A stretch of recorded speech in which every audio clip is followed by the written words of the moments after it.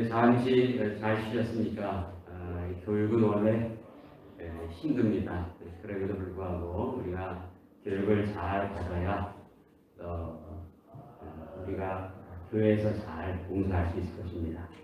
이제 두 번째 강의로 재직과 교회 생활 이러한 제목을 하겠습니다. 원래 정대영 목사님께서 강의를 하시려고 했는데 부친상을 당하셨어요. 그래서 부랴부랴 교육원장님이 대신 강의를 하게 되겠습니다.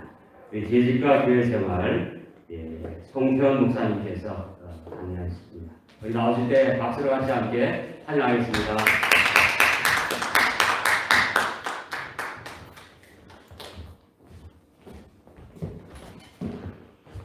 오늘 교육이 쉽게 이루어지지 못할 것 같아서 참 어렵겠다 생각했는데 제가 원래 순서를 맡은 위치에서 준비하지 못해가지고 제가 교회에서 나누는 그런 내용을 좀 나누겠는데 교재가 있습니다. 근데 한사랑제일교회는 유튜브로 참여하기 때문에 교재 전달이 안 돼서 그래도 말씀 중심으로 좀 은혜를 나누려고 합니다.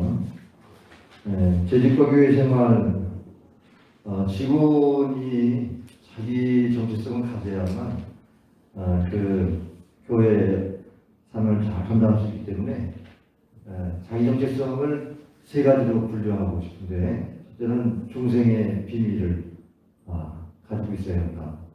두 번째는 사역의 비밀, 세 번째는 물질의 비밀. 결국 우리가 성결의 은혜를 먼저 공부했는데 중생하지 않고 성결할 수 없으니까요. 중생에 대해서 좀 기초적인 거지만 말씀을 나누겠는데 먼저 고린도전서 4장 1절을 보면 사람이 마땅히 우리를 그리스도의 일꾼이요 하나님의 비밀을 맡은 자로 여길지어다 그랬습니다. 비밀이 있어야 됩니다. 직원들에게는 뭔가 충성할 때 보면은 비밀이 있는 사람하고 비밀이 없는 사람하고의 충성도가 달라요. 어떤 물질에 치여 있는 사람은 그래서 물질로 헌신하고 또 중생하는 분들은 정말 성결의 은혜를 그렇게 간과하다 보면 신령한 그런 은사도 받지 않습니까?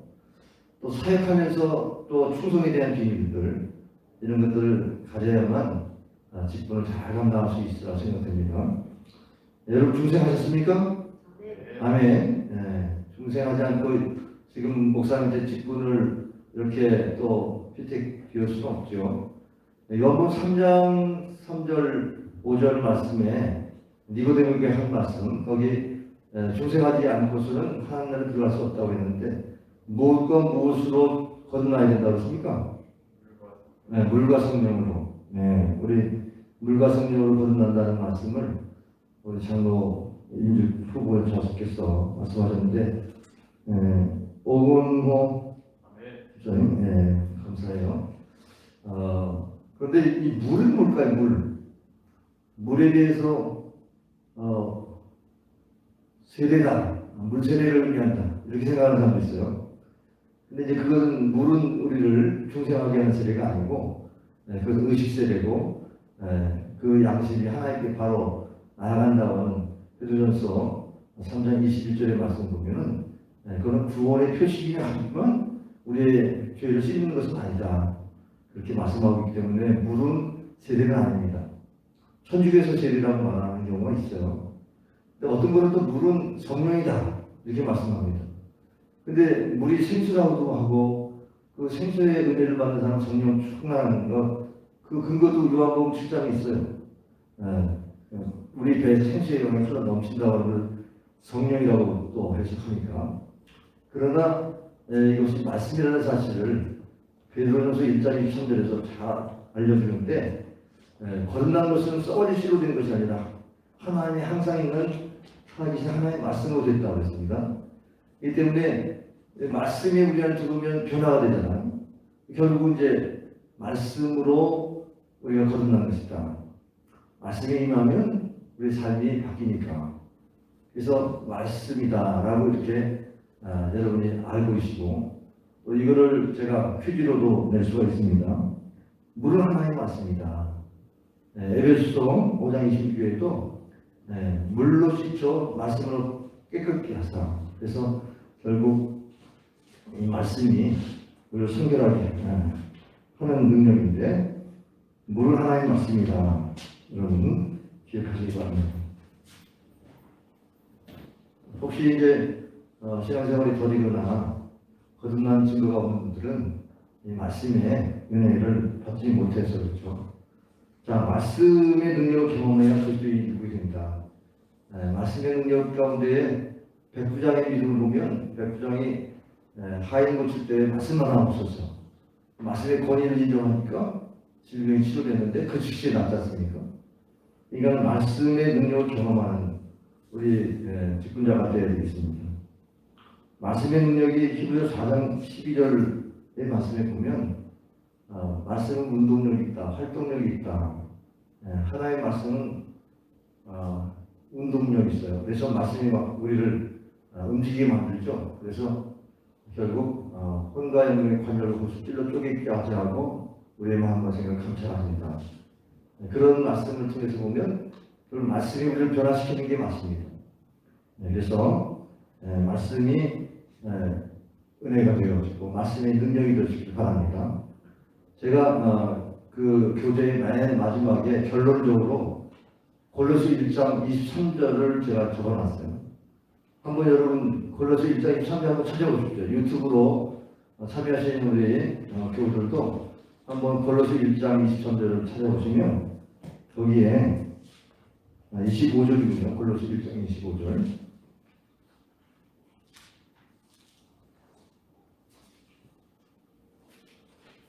찾았습니까? 다시 읽어봅시다. 시작. 내가 교회에 일꾼된 것은 하나님이 너희를 위하여 내게 주신 직분을 따라 하나님의 말씀을 이루려 함이니라. 그랬어요. 결국은 거기에 제가 가로를 쳤지만 거기다 자신의 이름을 쓰고 또 어떤 이름을 쓴다 보면 하나님이 내게 직분을 맡긴 이유가 하나님의 말씀을 이루게 하시려고 직분을 맡으셨다. 그러면 여러분이 말씀에 충성해야 되지 않습니까? 말씀에 충성하면 본능이 나타나고 말씀의 능력을 경험하게 되지 않습니까? 그래서 반드시 우리가 직분 같은 거 말씀 떠나는 거는 직분자가 잘못된 거죠. 그래서 말씀을 통독하고 말씀을 늘 중시하면서 신앙생활 해야 되는 겁니다. 순종하지 않으면 아무런 능력도 나타나지 않아요. 순종이 제자도 나타나고 있는데 말씀의 순종 여기에 능력이 나타나야죠. 씨 뿌리에 보면은 결국 옥토가 되어질 때야 열매 맺어요. 다른 밭은 그냥 뭐 길가와 같이 그냥 말씀도 씨를 내릴 수 없고 그리고 돌짝밭 같은 경우는 기쁨으로 말씀을 받다가 시험으로 다 이제 말씀 잃어버리죠. 그리고 가시덤불 같은 그 밭은 재리의 욕심과 세상 명령, 세상에 필요를 쫓다가 결국 기운이 막혀가지고 열매 맺지 못한다. 그렇기 때문에 옥토는 말씀을 듣고 지켜 행함으로 30배, 100배, 100배의 열심을 맺는다고 했기 때문에 결국 말씀을 우리가 받아들일 그런 수용성 있는 마음, 그 마음의 능력이 있는 거예요. 그래서 우리 직분자들이 말씀을 아멘으로 받고 말씀대로 순종하는 이러한 자리에서 하나님의 능력과 축복을 경험할 수 있기를 축원합니다. 근데 말씀이 믿어져야 순종할 수 있지 않겠어요? 믿어진다고 하는 거, 이거는 결국 이제 하나님 내게 임하시는 거잖아요. 기록되는 말씀이 있고, 그리고 전해지는 말씀이 있는데, 내게 들리는 말씀, 들리는 말씀이 있어요. 솔로몬에게 들리는 말씀이 있었죠. 또 야곱이 베델에서 하나님이 내가 너를 떠나지 않겠다. 이렇게 들리는 말씀 때문에 사람이 변화되고 능력 있는 삶을 살게 되잖아요. 제가 이제 목사로서 이런 그 레마에 대한 말씀을 강조를 많이 합니다. 레마의 말씀. 레마는 이제 하나님 내게 주신 말씀이니까. 그래서 각자가 말씀을 우리가 적용할 때 내게 주신 말씀들을 잘 찾아봐라. 그래서 큐티도 적용하고 그러는데 여러분이 항상 내게 주신 말씀을 찾아서 순종하는 직분자가 되길 바랍니다. 좋은 땅은 마음에 새기는 말씀 때문에 결국 열매를 맺어요. 근데 이 좋은 땅에 습기가 필요하잖아요. 습기가 필요해요. 그래서 이 봄이 되면 그냥 마른 땅에다가 그냥 씨를 뿌릴 수 없고 그걸 다 뒤집어 가지고 기계 맞춰. 그래가지고 좋은 땅을 만들기 위해서 또 돌멩이도 빼. 그래가지고 잘게 부수져가지고 거기서 씨를 뿌려야 되는 거죠. 물도 주고. 결국 수분이 필요합니다. 수분 가운데 특별히 세 가지 수분. 그래서 이제 우리가 잘 알고 있는 예수의 보혈. 보혈의 능력 안에서 우리 주 시기 만난 이 은혜가 늘 충만하고, 그 다음에 봉사의 땀이 필요합니다. 봉사의 땀이. 그래서 사역을 하지 않으면 믿음이 안 자라요. 제가 우리 교회를 비유해서 얘기하면 좀 그런데, 대개 통계적으로 교회에서 직분 맡아가지고 사역이 없으면 믿음 잘할 수가 없더라. 왜냐하면 사역을 해야 그 노동의 땀을 흘려야 어떤 애착감이 생기죠. 교회 봉사하면서 교회를 사랑하는 마음이 생기거든요. 근데 봉사도 안 하면서 직분만 갖고 있으면은 그 결국은 신앙이 자랄 수가 없더라고요. 그래서 충성 때에만 그 신앙이 자랄 텐데 충성할 수 있는 그런 직분이 없으니까, 그래서 결국 그 사역이 있어야만 신앙이 자라는데 노동의 땀이 필요합니다. 그 다음에 마지막으로는 눈물의 기도가 필요합니다. 눈물의 기도. 눈물의 기도를 제일 많이 흘리는 사람이 누굴까 생각해보면 결국 하나님의 뜻이 이루어지도록 하려고 하는 그런 신앙관을 가진 사람들은 눈물을 많이 흘리게 돼요. 오늘도 그 고린도서 1장 25절 말씀처럼 하나님이 내게 직분을 주신 것은 하나님의 말씀을 이루려고 합니다. 하나님의 말씀이 어떻게 이루어질까? 여기에 대한 부분을 가지고 기도해야겠죠. 제가 한번 성경 공부를 가르치다가 권사님이 그냥 집에 저희 수원에 그 권선동에서 그 백탄동 가는 그 길을 가면서 왜 나에게 이런 남편, 정말 그야말로 정말 못된 남편이라고 할 수 있는 그런 남편을 줬습니까? 그런데 오늘 목사님이 원수를 사랑하는 말씀을 지금 성경 공부를 했다는 거예요. 그래서 웬만한 사람은 원수를 사랑하라고 하는 말씀 그냥 지나치게 듣잖아요. 근데 이분은 마음에 그것을 실천하려고 하니까 너무 괴로워가지고 그러면서 눈물 흘리면서 거기를 그 집에까지 걸어가면서 눈물을 흘렸다는 겁니다. 그래가지고 남편이 이제 변화되기를 그렇게 간절히 원하고 기도하는데, 물론 이제 병이 들어서 요양원에 가긴 했습니다만, 여러분 생각할 때 말씀대로 살려고 하는 사람 얼마나 그 눈물이 많이 필요할까요? 그래서 교회에서 하나님 뜻대로 살려고 하는 사람들은 참 눈물을 많이 흘리게 돼요. 그런 분들이 이제 그 좋은 땅이 돼서 말씀대로 순종함으로 열매를 맺는데, 그때 비로소 우리는 30배, 60배, 100배 열심을 맺는단 말이죠. 그러니까 간증의 삶이라고 하는 게 이 길가에 뿌려진 그런 씨가 뭐 자랄 수 없고, 그런데 어쨌든 옥두만 해야 뭐 간증도 하는 거 아니겠어요? 그래서 지금 오늘 지방의장님 설교 말씀대로 직분자가 그렇게 그냥 겉으로만 직분 갖고 이런 비밀이 없는 사람들이 된다 보면 정말 직분에 부끄러울 수밖에 없지 않습니까? 하나님 바라보면서 충성해야 되는데, 그런 면에서 정말 눈물의 기도가 필요한 그러한 성도가 되어서 옥토가 되시길 바라고요. 많은 열매를 맺길 바랍니다. 여러분 자녀들에게 가정 예배를 통해서 신앙을 잘 지킬 수 있도록 그렇게 하는 게 중요합니다.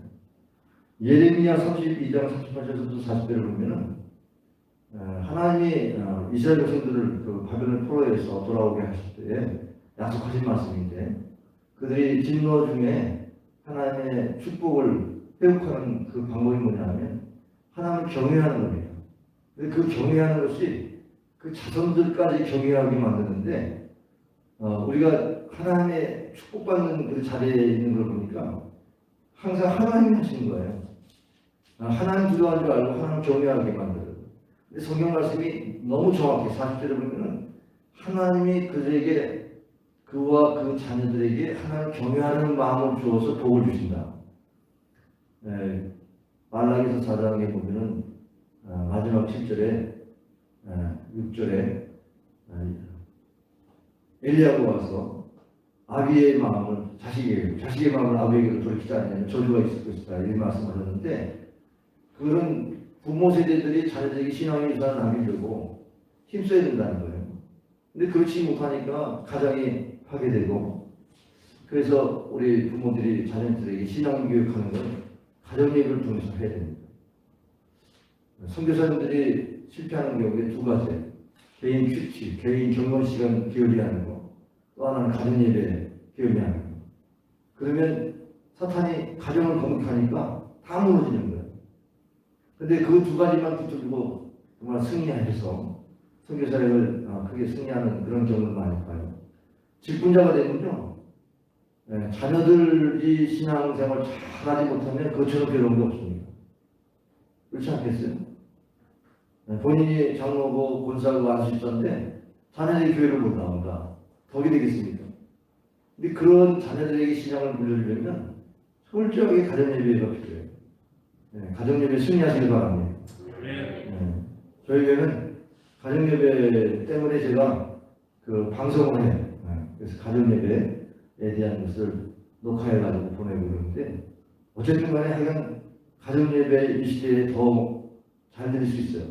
왜냐하면 뭐 집에만 있으니까 집에 모여 있을 때 서로 뭐 TV 앞에서만 모여가지고 가정이 화목할 수 있어요.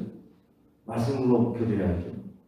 그래서 그럴 때 가정의 제사장 아버지가 큰 말씀 가운데 기도하고 그러면 그 가게가 얼마나 믿음에 든든하게 세워지겠어요. 그래서 하나님 경외하게 만드는 것도 결국 하나님의 말씀을 지키면서 해야 하는 것이다. 그래서 첫째는 중생의 비밀, 말씀의 비밀입니다. 중생했는데 말씀에 변화가 없다. 그러면 중생했는가 의심할 필요가 있어요. 자, 그 다음에 이제 신령한 그리스도인이 되어진다고 하면 남들에게 판단을 받지 않는다. 세 가지의 사람이 있는데 하나는 자연인, 하나님을 모르는 사람이죠. 또 하나는 예수를 못 믿고 있지만 육신에서 사는 그리스도인, 시기와 질투가 가득해서 결국은 자신이 주인 되어가지고 그래서 예수님을 모시긴 했지만 예수님을 주인으로 대접받지 않아요. 그러니까 마음에 자기의 감정에 사로잡히지 주님이시는 성령의 감동이 없어요. 그런데 신령한 사람은 그리스도께서 주인 돼가지고 그 삶을 다스리니까 마음에 평강이 있고 또 교회 생활도 기쁘고 가정 생활도 기쁘고 여기 성령 충만한 사람들은 결국 남에게 뭐 비판받을 게 없으니까 늘 떳떳해요. 그것을 우리는 하나님의 형상에 회복된다고 말합니다. 하나님의 형상에 회복된 사람은 결국 하나님이 주시는 통치권을 주세요. 창세기 1장 28절에 보면 하나님의 형상에 주신 축복 5가지가 생육, 번성, 충만, 정복, 다스림 이 5가지 원형의 축복이 있거든요. 근데 이 축복을 회복한단 말이죠. 회복하면 그 가정이 얼마나 좀 승리하는 가정이 되겠어요. 그래서 결국 이 말씀이 우리 안에 들어와서 하나님의 영광을 보게 하시고 은혜와 지혜가 충만하게 하셔서 그리고 그 마음이 하나님 형상으로 변화될 때 하나님이 이 땅에 또 자기의 삶의 영역에서 다스리게 하시는 그러한 리더가 되게 하시고 다스리는 영역에서 그런 하나님의 충만함을 또 경험하게 하시고 그러면 우리가 사모하는 그 하나님의 축복을 경험하게 되는 거죠. 근데 그게 다 말씀입니다. 말씀. 제가 오늘 말씀을 결론적으로 말하려고 했고 제가 팁을 드리면 골로새 1장 25절의 말씀처럼 하나님의 주신 이유가 뭐냐? 그 목적이 뭐냐? 하나님의 말씀을 이루려 합니다. 여러분 이 답을 하시기 바랍니다. 말씀의 비밀 여러분 꼭 간직하시기 바라고요. 두 번째는 사역의 비밀입니다. 사역의 비밀은 충성의 비밀이에요. 충성하면 복을 받는다. 이게 우리가 지금 우리 조상들, 우리 선조들이 믿고 있는 신앙 전통인데 사실은 여기에 어떤 비밀이 있냐면 우리가 다른 TV에 보면 있는 자는 더 있게 하고 없는 자는 있는 것을 빼앗기지 않습니까? 그러면 있는 자들은 남겼다는 것으로 우리가 추정을 마치 쉬운데 사실은 남긴 게 중요한 게 아니라 충성하는 게 중요한 거예요. 일단은 이 2달란트 5달란트 받은 사람은 열심히 일했지 않습니까? 한 달란트 받은 사람은 그냥 땅에 묻어두고 혹시라도 우리 뭐 야단이나 맞을까봐 묻어뒀단 말이죠. 결국은 일하지 않았습니다. 사역하면서 우리가 주님 앞에 책망을 받는다는 것은 상상할 수 없어요. 왜냐하면 우리가 실패할 수도 있지만 그 실패한 것에 대한 책망보다는 아마 더 격려할 겁니다. 어디에서 잘못됐는지 돌아봐서 아마 더 충성하게 만들 거예요. 결국은 우리가 일하지 않는 것이 문제인 거죠. 그래서 우리가 직분 맡았는데 차라리 직분 안 맡았으면 더 좋았을 거라 하면 되겠습니까? 이게 직분은 기회지 않습니까? 충성하시는 기회. 교회에서 뭐 기도 순서 또 담당해야죠. 뭐 순서마다 맡아서 앞장서야 되죠. 아, 나도 부담돼가지고 못합니다. 그러면 직분 맡을 수가 없지 않습니까?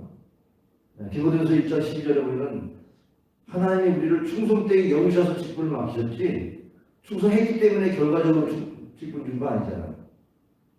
충성할 때 기대하고 줬단 말이죠. 여러분 오늘 하나님 앞에 이렇게 자기 자신을 돌아보면 내가 뭐 자격이 있나? 나는 무익한 종인데 그냥 목사님 시키는 대로 순종했을 뿐인데 여기까지 왔습니다. 그 정도의 감격이 있다면 그건 정말 좋은 십자예요. 왜냐하면 주인 앞에 종은 무익하죠. 시킨 것만 하는 건데 아들은요 막 달라고 애쓰고 땡깡 쓸 겁니다. 근데 종은 자기의 직분이 없잖아요. 그러니까 우리는 종으로서의 사명을 감당하면 그 주인이 그 종에게 뭐 감사하다고 살해할 건 아니지만 종에게 주는 이 사역의 비밀은 더하여 주신다는 거예요. 더하여 주신다. 그래서 직분은 자꾸 아름다운 직위를 얻는데 집사의 직을 충성하는 자는 아름다운 직을 받는다. 오늘 권사님 되시는 게 여자로서 최고의 직분을 맡게 되는 거고 안수 집사님으로 또 충성하다가 이제 또 장로님이 되신다 그러면 그 충성의 의미인 거죠. 그러면서 교회 전통을 쫙 세워나가고 있어요. 아, 저러니까 충성하시는데 충성하니까 또 복을 받는구나. 이런 것입니다.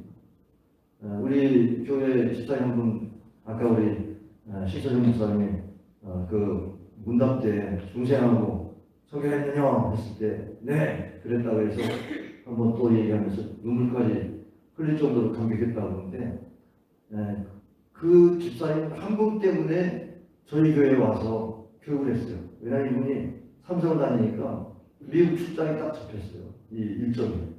그래가지고 세 분 강사를 다 저희 교회에 초청해 교육을 했었어요. 그런데 너무 집중으로 교육을 받아가지고 1대1로 교육 받으니까 너무너무 감격하게 받더라고요. 그래서 아마 기억이 날 거예요. 그 집사님이 참 교회에 충성합니다. 물질로도 충성하고 뭐 모든 사역에 빠짐없이 충성하는데 우리 교회 예비의장으로 아주 충성되게 헌신하고 있어요. 여러분 우리가 충성하면 없는 사람은 자꾸 없어지고 있는 사람은 더 있게 된다는 이 부익부 빈익분의 이 비유를 잘 기억하시기 바라고 문화라고 하는 것도 달란트 비유하고 동일하게 충성된 자에게 더해 주시는 비유지만 문화는 충성한 자에게 10고를 다스릴 권세를 줬다 그러거든요. 그럼 충성된 사람은 권세가 따라요. 권세. 충성한 사람은 권세가 따른다. 한번 따라할까요? 충성한 자에게 권세가 따른다. 충성한 자에게 권세가 따른다. 아예 권사님 알아서 하세요. 충성하니까요. 제가 신경 안 써요. 권세 알아서 해요. 그냥 보고만 하시고 어려운 것만 얘기했어요. 뭐 기도 제목만 얘기하세요. 근데 충성 안 하면 있는 것까지 내가 다 챙겨가지고 이렇게 하세요 저렇게 하세요 이렇게 되더라고요. 그분이 그 직분에서 권세가 생길 수 있는 직분을 다 놓쳐버리는 거예요. 그렇죠? 그러니까 문화의 비유처럼 10고를 다스리는 권세를 주신다. 이 말씀은 그만큼 자기의 영역들이 하나님이 맡겨주시니까 얼마나 참 신나요. 권세가 있을 때하고 없을 때하고 그냥 자기 자신이 다 디자인하고 계획하고 해나가는 겁니다. 그게 바로 이 충성의 비밀입니다. 충성하는 사람에게 하늘의 비밀이 열려요. 하나님께서 수고한 자에게 반드시 보상을 주시는데 모세가 충성을 어떻게 했습니까? 모세는 이스라엘 백성들을 출애굽시키는 이런 충성을 했죠. 근데 10번 찍어서 이제 넘어갔지만 9번째까지 계속 발언해가지고 하나님 명령 이 백성을 구원하라고 하셨다고 하는 말씀을 전하는데 바로의 마음이 강팍하고 그리고 계속 속이는 거예요. 그때까지도 계속 기도하고 충성했어요. 기도에 충성했어요. 그리고 전하는 데 충성했어요. 근데 나중에는 장자를 치는 재앙이 있으니까 그 빠져나올 수밖에 없는 그런 환경에서 어떤 비밀이 있습니까? 유월절 어린 양의 피. 어린 양을 바르고 물설주와 이빨에 발라서 살아남았어요. 근데 그 살아남는 이 과정 속에서 놀라운 비밀이 뭐냐면 인류 구원의 비밀이에요. 네.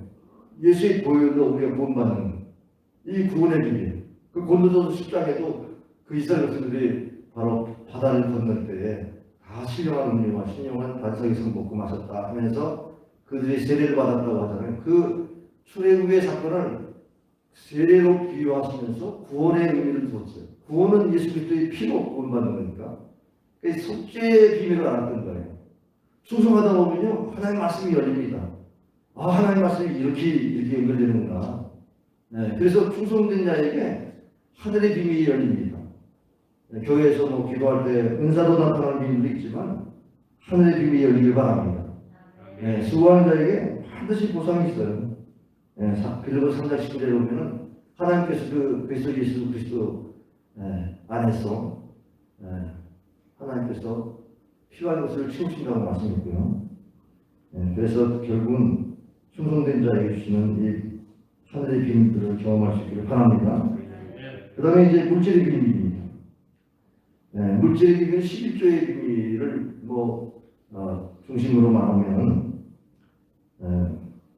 마태복음 20장에 보면 그 품꾼에 대한 이야기가 나오죠.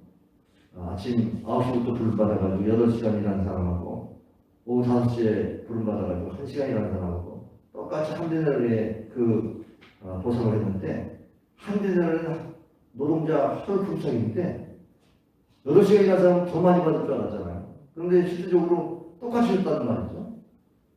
근데 굉장히 쉬운데요. 나중에 8시간 일하면 맨 나중에 한 달을 받아서는 불평이 없는데 자기가 1시간 일하는 사람도 다 보니까는 자기 더 줄 줄 알았더니 맨 마지막에 자기 계산하는데 똑같이 한 대단을 주니까 시험 받았어요. 참 이것이 이제 말씀에 마음 두지 않는 사람의 시험입니다. 그 한 대단씩 약속한 거예요. 한 대단씩 약속한 거예요. 야 이게 비밀입니다. 우리는 하나님과의 약속을 통해서 우리가 물질의 복을 받는 것이 하나님의 약속을 벗어나서 받는 것이 아니에요. 하나님의 약속에 초점을 맞춰야 한다는 거죠. 하나님 나와 어떤 약속인가? 11조에는 분명히 시험해보라고 했죠.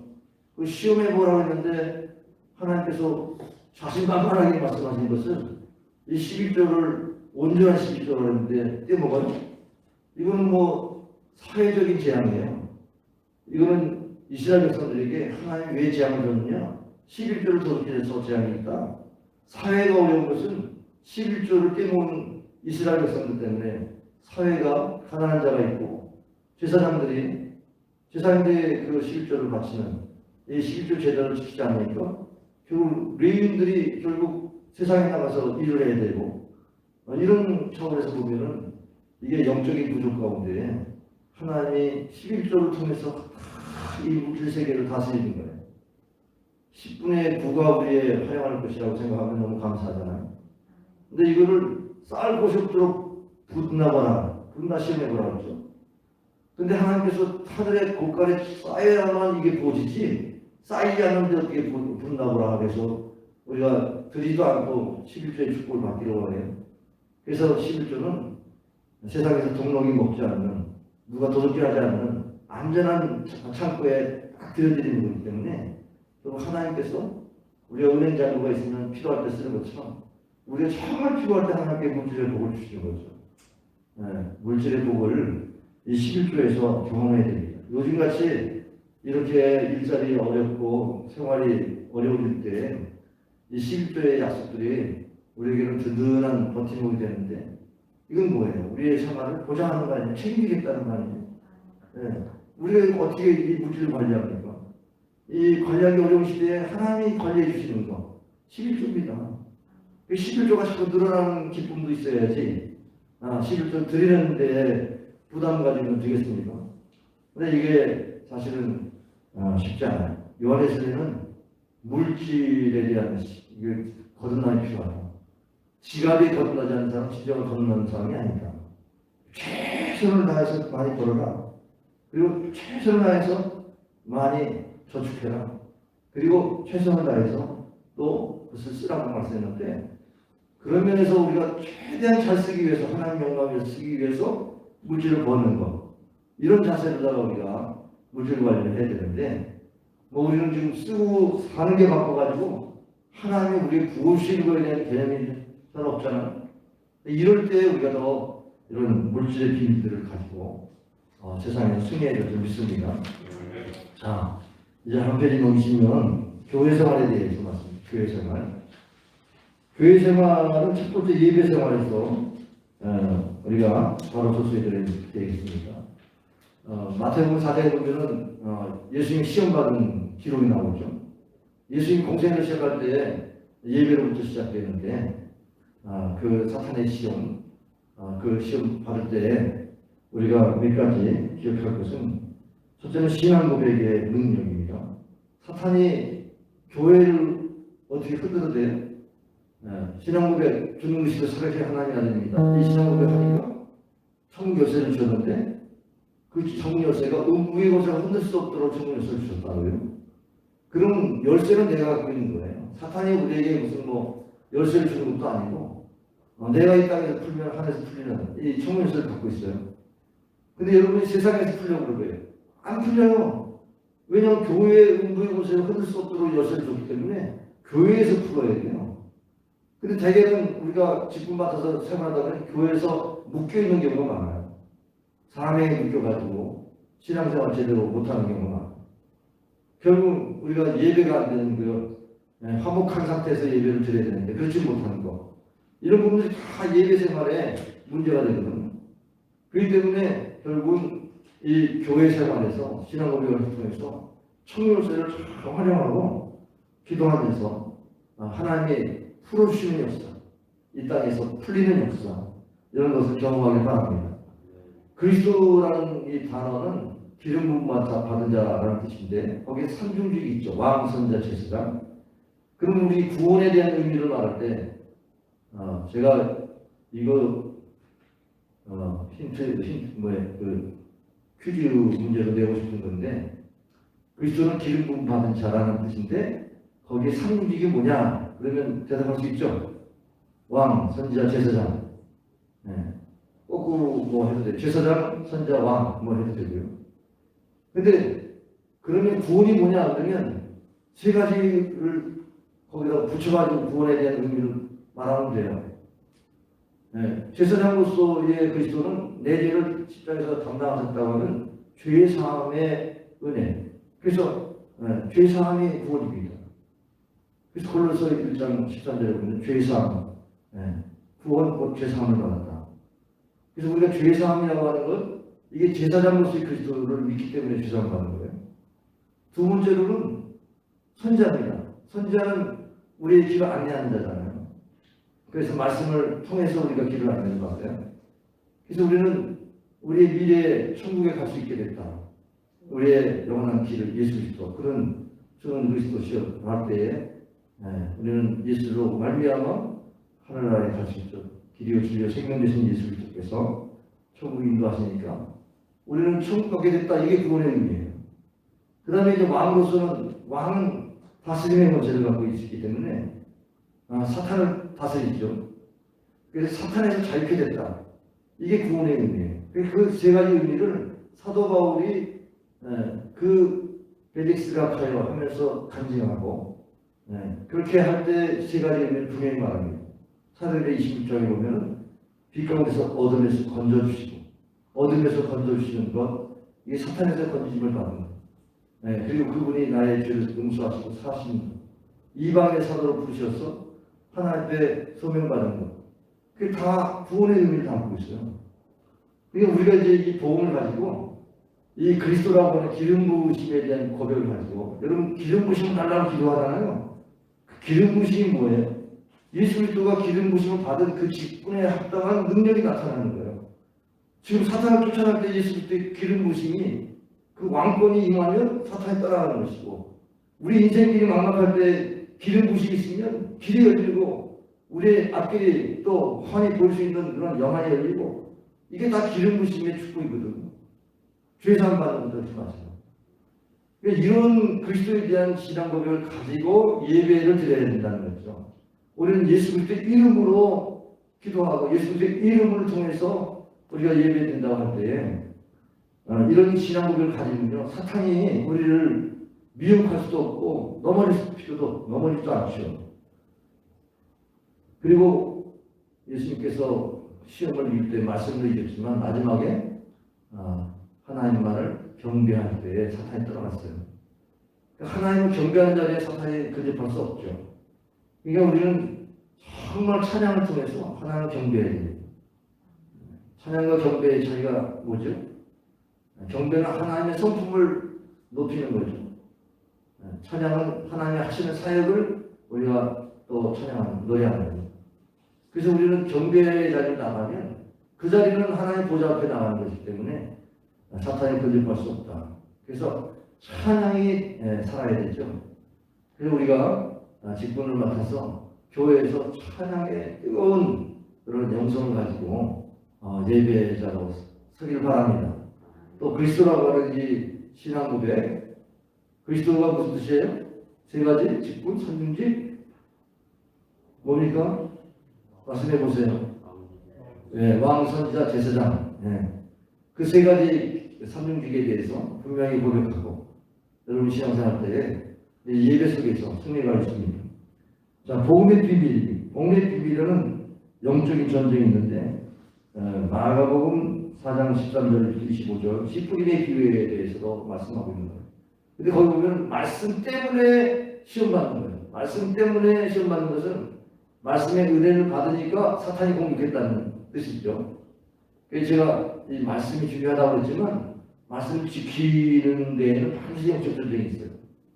그러니까 이 복음의 비밀은 말씀을 지키면서 씨름하는 겁니다.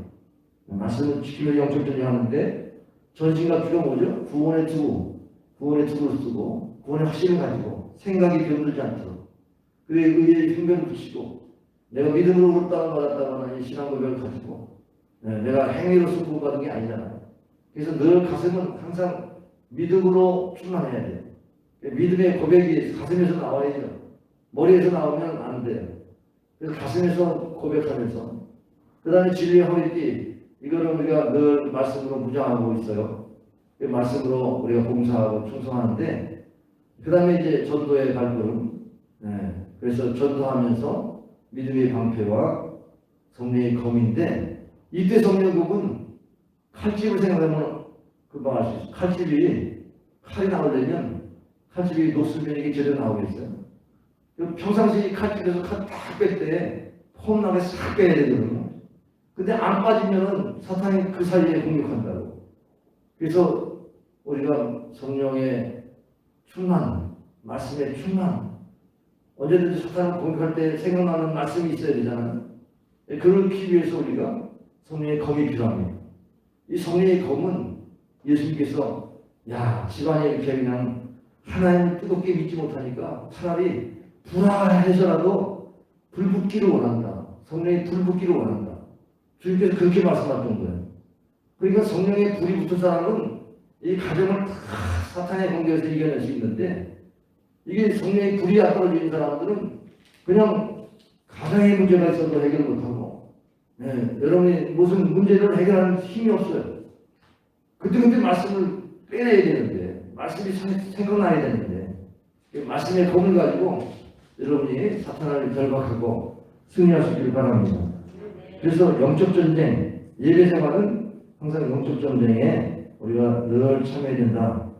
그리스도를 왕으로 모시고 무시로 또 기도하면서 우리가 승리해야 되겠습니다. 기도 생활입니다. 기도 생활.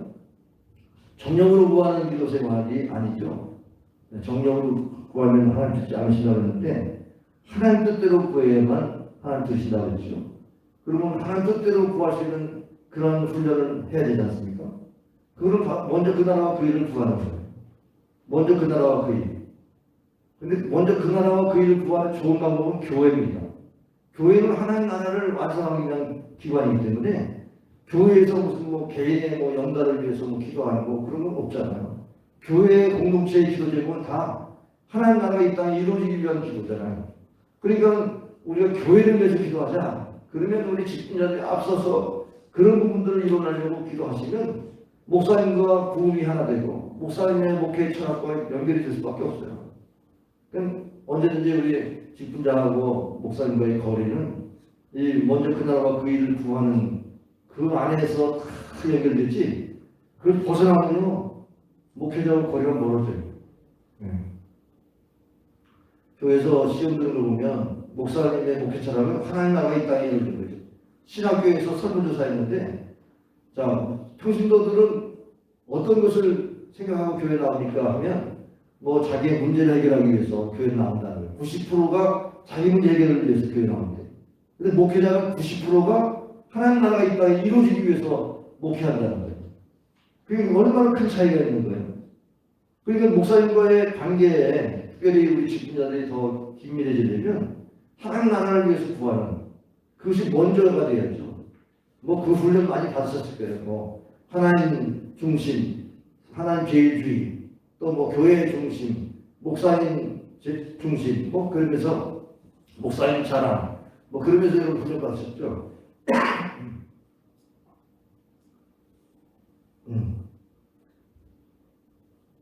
우리 예레미야 33장 한번 2절 한번 찾아보시죠. 제가 좀 물어 좀 마실게요.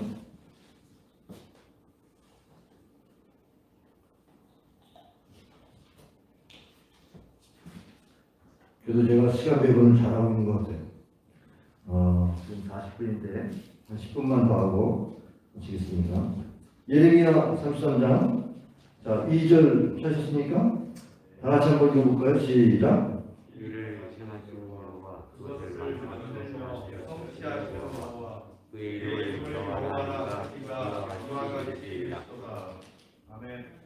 자, 이를 성취하신 여호와이기도 하지만 이를 그것을 만드시는 분이 하나님이세요. 그러면 우리가 생각할 때, 야 이게 문제가 크다. 뭐 이건 난리치는 일들이 생기면 이게 하나님의 계획 속에 있다고 일단 믿어보세요. 이를 성취하시는 분도 하나님이고 이를 행하시는 분도 하나님이세요. 그래서 빌립보서 2장 10절에 너희 안에 행하시는 하나님이신 하나님 자기 기쁘신 뜻을 너에게 두고 행하신다. 행하시는 분은 하나님이세요. 근데 중요한 건 내 안에 하나님의 뜻이 우리 안에서 막 일어날 때 우리를 통해서 기도로 통하게 만들고 기도로 부딪히게 만들어서 하나님이 일하신다는 거예요. 그러니까 우리가 얼마나 이런 부분에 정렬이 돼서 딱 정립이 돼가지고 일이 터졌어. 하나님이 하실 일이니까 이때 내가 하나님 기뻐하는 게 뭘까? 그걸만 찾는 거예요. 하나님 기뻐하시던 내가 품으면 하나님이 나를 통해서 일하실 것이다. 그냥 부주의적 기도하는 건 그 다음이잖아요. 그리고 하나님 은밀한 비밀을 보여주시지 않습니까? 우리는 3절만 알지 2절을 잘 우리가 마음에 두기 쉽지 않은, 잘 안 두는데 여러분 그렇게 기도의 비밀을 가져야 돼요. 교회 문제가 있다. 이거 하나님이 하시려고 하시는 일이 마귀 또 방해하는구나. 그리고 하나님 기뻐하시는 일이 뭘까? 이런 부분들을 찾고 기도하셔서 결국은 기도의 승리가 있기를 바랍니다. 요한에서 5장 14절 15절 하나님이 우리에게 담대함을 주시는 게 뭐죠? 하나님 뜻대로 구하면 하나님 들으시고 하나님 들으시면 또 구하는 것을 얻은 줄 안다 그러시니까 우리가 담대 하나님 뜻대로 기도만 하면 돼요. 자 마지막으로 전도와 성교. 성령 충만하면 어떻게 됩니까? 성령이 임하시면 권능을 받고 에르사벳 온전한 사마리아 땅까지로 내 증인이 되리라 했는데요. 그런 하나님이 증인되게 만드신다는 뜻이에요. I will make you my witness 이렇게 돼 있어요. You shall be my witness in me 이런 뜻이에요. 하나님이 우리를 그렇게 증인되게 만드시는 거예요. 그러니까 우리가 우리 자신을 만드는 게 아니고 주님이 우리를 만들어 갔습니다. 그렇다고 한다면 우리가 성령의 권능을 입기 위해서 힘쓰는 것만이 우리의 할 일이죠. 그러면 이제 전도 대사관도 만나게 되고 전도할 기회도 생기고 또 선교하는 데 있어서 땅끝까지니까 우리의 땅끝은 어디냐? 제가 북한선교위원장입니다. 그래서 제가 올해 여러 가지 글을 쓰면서 나름대로 정리가 된 게 뭐냐면 우리 통일신학은 땅끝을 북한으로 봐야 된다. 제가 이제 그런 글을 요번에 썼는데 그렇습니다. 그야말로 우리 동족을 누가 구원할 겁니까? 아니 선교는 많이 있는데 이상하게 선교가 실패하고 돌아와요. 선교사들 처치하는 거 보니까 뭐 러시아 선교 잔뜩 하는 거 같은데 나중에 보니까 뭐 여러 가지 또 자문이 생겨가지고 또 무너지고 그래요. 근데 그게 우리 동족에 대한 마음이 우리 안에 없어서 그래요. 우리 가족들 전도 안 하고 열심히 밖에 나가 전도하는 거 그거에 대해서 바울은 내 권력이 구원받지 못한 유대인의 구원을 위해서 마음이 힘이 갈등해서 차라리 생명록에서 나를 지워달라고 할 정도로 그렇게 애통하지 않습니까? 그렇기 때문에 사실 북한을 선교하지 않으면서 북한을 선교의 대상으로 기도의 제목 삼지 않고 우리가 선교한다? 그건 너무 낭만적인 거예요. 현실적인 것은 우리 동족입니다. 우리 동족.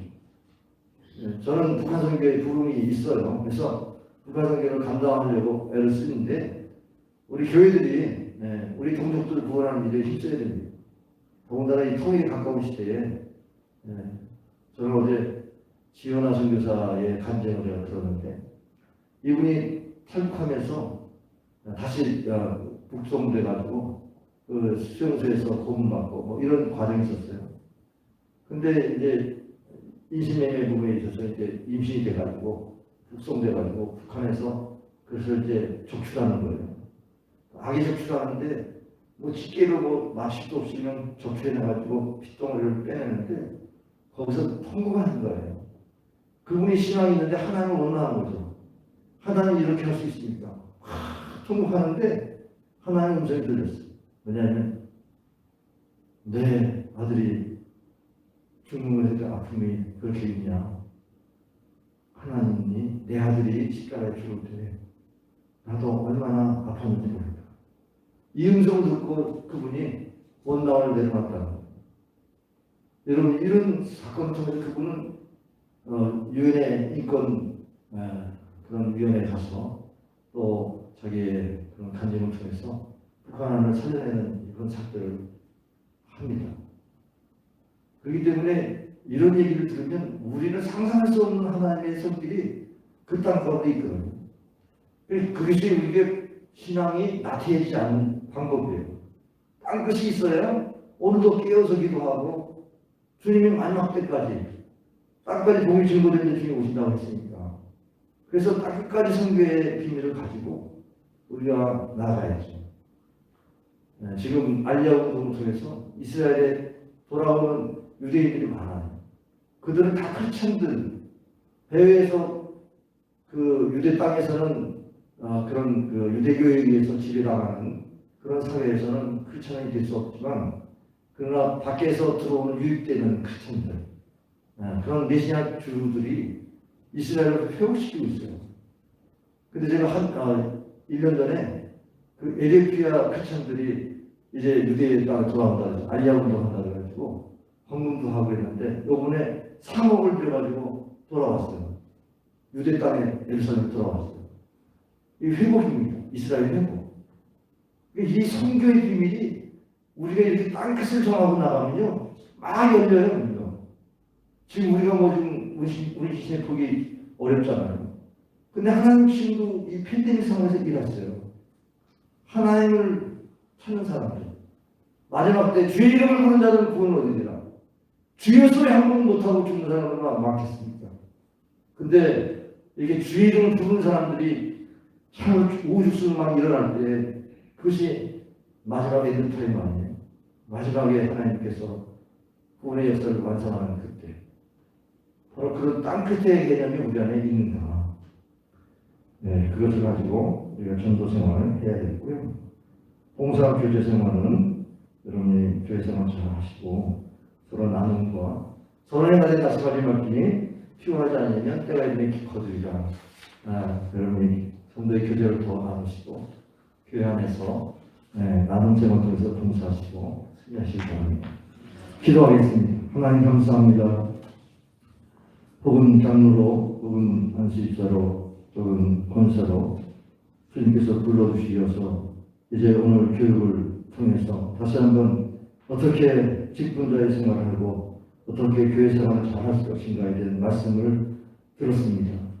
이미도 알고 있는 말씀들이지만 다시 한번 정리하면서 참으로 비밀들을 간직한 자, 또 그리스도인으로서 반드시 하나님이 주신 비밀을 맡은 자로 여겨야 된다고 하신 말씀, 맡은 자의 구할건 충성이라는 말씀 꼭 마음에 새기고 하나님 말씀을 이루기 위해서 우리를 부르셨다고 하는 직분을 맡으셨다는 골로새 1장 25절 말씀 붙잡고 승리하게 도와 주옵소서. 예수님의 이름으로 기도합나이다. 아멘.